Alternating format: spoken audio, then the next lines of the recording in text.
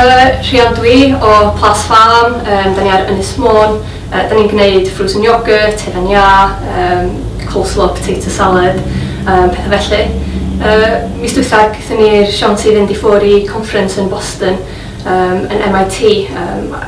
Yna 2 sesiwn nodwedd ddiddorol yna.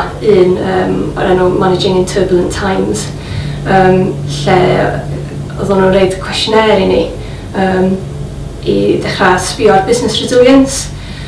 So da ni am eisiau hwnna dros y blynyddoedd nesaf hefo Brexit wrth gwrs I fesur sydd da ni'n neud fel cwmni ac I wella'n hynna'n fel cwmni hefyd.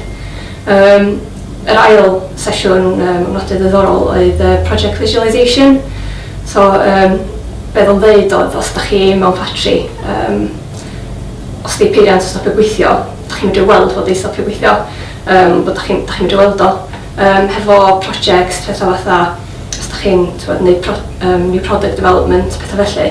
Mae'n anodd gweld bod project I stopio gweithio, so weithiau mae'n medru bod wthnosa, misoedd weithiau, cyn I rywun dweud, lle da ni hefo'r prosiect yma, lle o'n dangos ffyrdd o,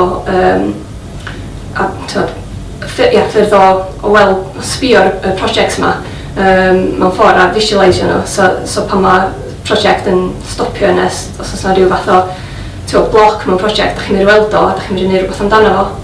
So'r 2 beth yna, da ni am trio reid I fewn I practis yma yn Plas Farm. So diolch fawr iawn I pawb yn M.I.T ac I Llywodraeth Cymru hefyd am y siawns I fynd I ffwrdd.